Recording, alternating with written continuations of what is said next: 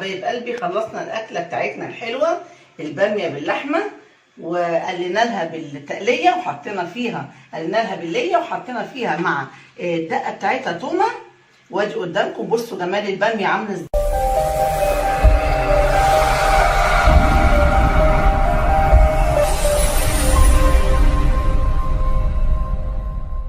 السلام عليكم ورحمه الله وبركاته.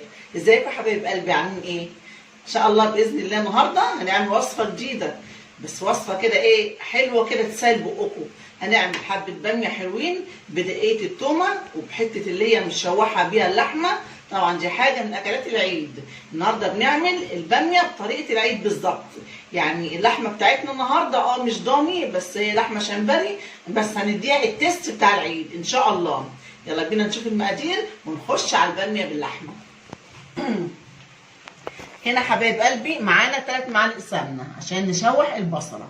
معانا اللحمه بتاعتنا شمبري حلوه كده تمام، ومعانا حته ليا عشان نشوح بيها البصله واللحمه تشرب من ريحه الليا، نحس ان احنا بنعمل الباميه بتاعتنا باللحمه الضاني زي ما بنعملها في العيد بالظبط. وهنا معانا معلقه توم كبيره مهروسه عشان طبعا كاننا بنعمل الباميه بدقيقه التوم في الفرن، بس احنا مش هنعملها في الفرن، هنعملها في بوتاجاز عادي من فوق. ماشي حبايبي؟ فمعلقه التوم دي هتطعمها قوي. هنا عندي بصلتين متوسطين، وهنا عندي باميه، اي كميه باميه انت عايزاها. هنا عندي بقى البهارات، عندي فلفل اسمر، بهارات مشكله، وعندي ملح. طبعا هنا عصير الطماطم الفريش. ماشي حبايبي؟ يلا بينا الاول نحط حته اللية الحلوه دي تسيح على النار.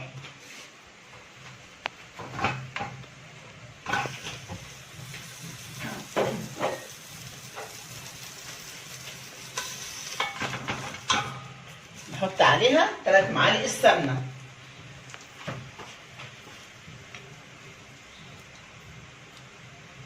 عايزه تعملي بزيت على اللية مفيش مشكله، عايزه تعملي ب3 معالق سمنه كده مفيش مشكله، كله حلو.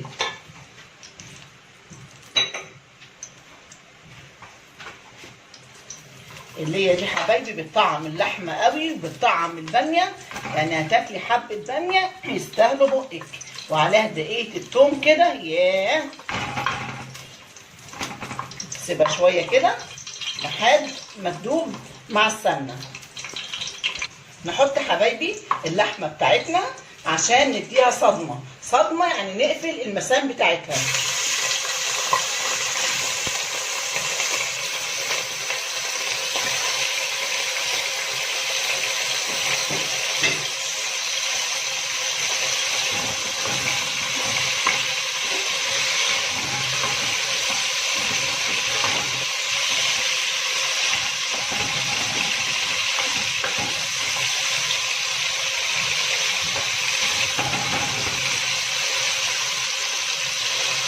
ادي حبايب قلبي اهو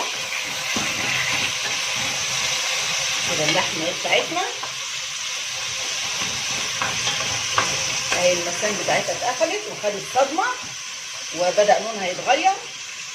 نيجي بقى نخش عليها بايه؟ بالبصله. ادي البصله بتاعتنا، ومفيش مشكله اللي عايز يحمر البصله يديها تشويحه او تحميره الاول قبل اللحمه، مفيش اي مشكله، بس احنا بنحط اللحمه عشان تاخد صدمه الاول وتاخد من ريحه اللية. الله على الروايح، الله. ادي حبايب قلبي هندي البصله تشويحتين كده، مش لازم نحمرها قوي عشان انتوا عارفين الاكل مسبك والحر وكده، فاحنا عايزين الاكل يكون برضو ايه خفيف. خلاص يا حبايبي البصله اتشوحت مع اللحمه اهي ولونت اهي، خدت لون حلو. نبدا بقى نحط ايه؟ نحط البهارات بتاعتنا. نحط معلقه صغيره بهارات مشكله، نحط معلقه صغيره فلفل اسود. احنا مش هنحط الملح دلوقتي، الملح هنحطه باذن الله حبايبي لما اللحمه تستوي. تمام؟ الله، ريحه اللية عايزه اقول لكم ما شاء الله، يعني طعم اللحمه قوي قوي قوي. حاسه كده ان انا في العيد بعمل لحمه العيد. نحط بقى حبايب قلبي ايه، نحط الصلصه او الطماطم الفريش. نحط عصير الطماطم اللي ضربناه في الخلاط. بسم الله الرحمن الرحيم.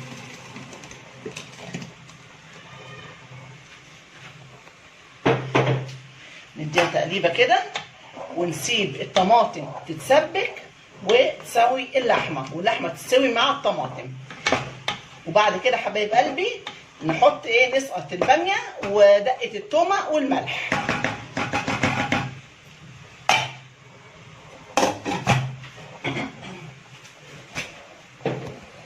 ماشي حبايبي، احنا على ما بقى باذن الله اللحمه حبايبي تستوي هنقمع الباميه ديت زي ما انتم شايفين كده، ونخلص الكميه بتاعه الباميه تكون يعني ربع ساعه او اقل كمان، لان اللحمه شمبري وطازه وحلوه بلدي تكون استوت بسرعه. ونقوم حاطين دقه التومه ديت ونحط الملح ونسقط الباميه. انا اكمل كميه الباميه دي حبايب قلبي لحد ما اللحمه تستوي، وبعد كده ايه نيجي نشوف الباميه واحنا بنسقطها. خلاص حبايب قلبي اللحمه استوت اهي بقت زي الفل. يلا بينا بقى نسقط الباميه ودقه التومه. نحط الباميه الحلوه بتاعتنا دي.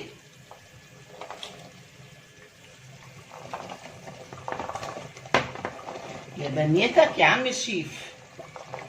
الله الله الله الله.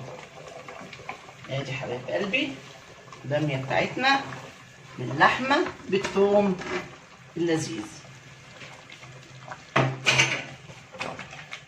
لو تقليبه كده نغطسها جوه الصلصه طماطم الفريش يعني، ما شاء الله هناكل احلى باميه.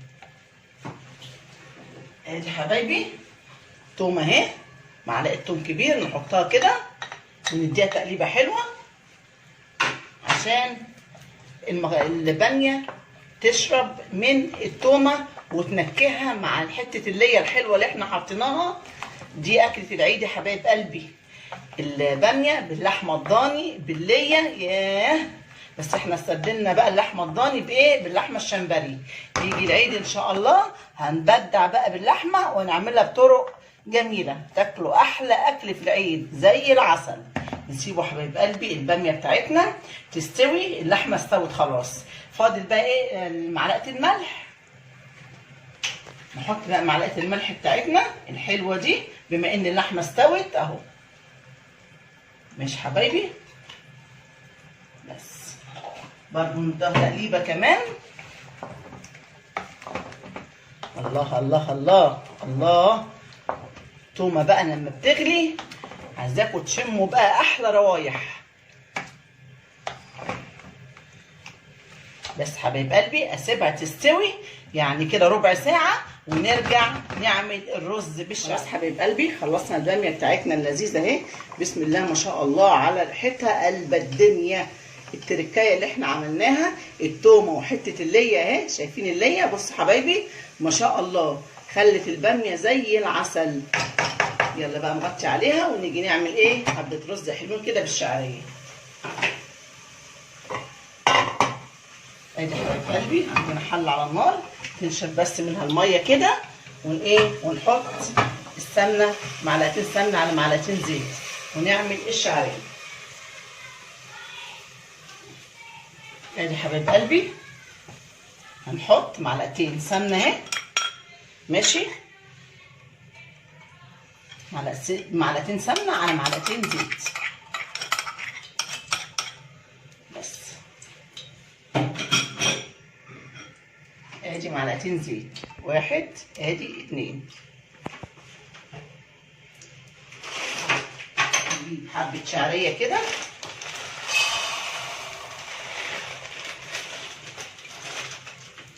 ونحمرهم. ادي حبايب قلبي الشعريه اهي خدت لون معانا. بعد كده نحط الرز هنديله تشويحه معاها، وبعد كده نحط الملح عليهم ونديهم تقليبه. ايه رايكم؟ حط بقى الرز يا حبايب قلبي، يلا بينا يلا بينا يا حلوين اهو.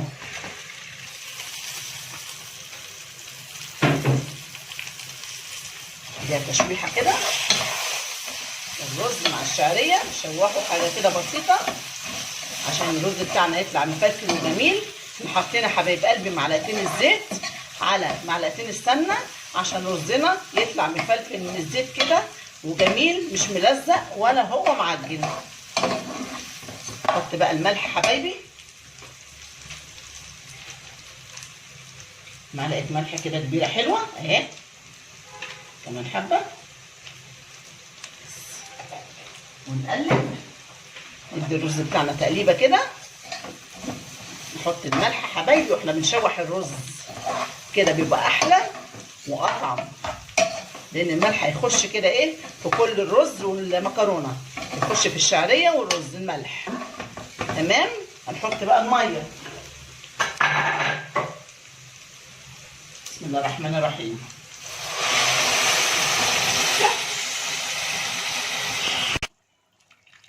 حبايب قلبي بقت الميه اهي، زودنا حبه ميه تاني عشان الميه لازم تكون مغطيه الرز بتاعنا الجميل ده. نسيب حبايب قلبي الرز يتشرب، وبعد ما يتشرب هوطي عليه ونغرف احلى رز واحلى باميه. قلبي خلصنا الاكله بتاعتنا الحلوه، الباميه باللحمه، وقلينا لها بالتقليه وحطينا فيها، قلينا لها بالليه وحطينا فيها مع الدقه بتاعتها تومه. وادي قدامكم بصوا جمال الباميه عامله ازاي، بسم الله ما شاء الله، يعني بتنطق. وادي الرز بالشعريه قدامكم غرفناه، هناكل جنبه بتنجان مخلل، وانتوا كلوا اللي يعجبكم، واللي يعملها الف هنا وشفا. اكله جميله ولذيذه وبتعمل. الباميه دي بتتحب على اي شكل. اتمنى حبايب قلبي تجربوها بالطريقه اللي عملناها دي. التركايه اللي عملناها في الباميه النهارده حته اللي هي اللي اتشوحت مع اللحمه ومعلقه التومه.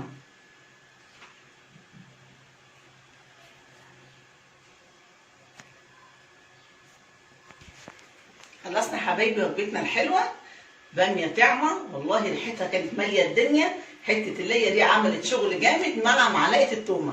اتمنى تجربوها بالطريقه ديت، مش الطريقه المعتاده بنقلي ونحط الصلصه، لا جربوا تحطوا حته ليه مع تشويحه اللحمه وحطوا معلقه تومه كبيره، هتقلب الشقه عندكم، ولا الريحه والطعم بقى ما اقولكوش حاجه فاخر من الاخر.